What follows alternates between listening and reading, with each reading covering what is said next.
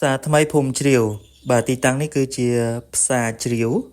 បាទហើយខ្ញុំមានដីមួយកន្លែងនៅជាប់ជាមួយនឹងរបងផ្សារជ្រាវហ្មងបើខ្ញុំប្រាប់ថា1ការ៉េ$60ចរចាបងទិញអត់ជឿអត់បាទនេះគឺផ្សារសងខាងតែម្ដងបាទ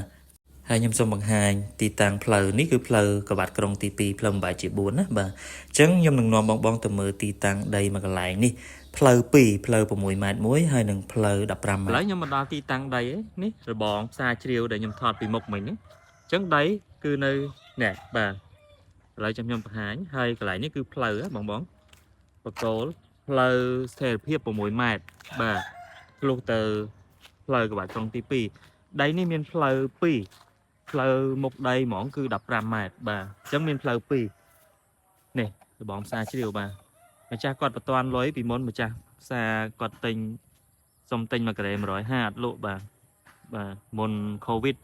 ឡូវហ្នឹងលក់តែ1ការ៉េ60ទេបាទហើយនោះផ្លូវចាំមើលខ្ញុំបង្ហាញផ្លូវខាងនោះមួយទៀតបាទបងនេះផ្លូវ5-10ម៉ែត្រតែអត់ទាន់បើកទេណាបងចុះពីផ្លូវកបាត់ក្រុងប្រហែលជាជិត100ម៉ែត្រទេនេះអាចហៅថាមុខដីរបស់យើងនេះប៉ុន្តែព្រំគឺវាស់ហើយណាបាទដីយើងត្រឹមនេះ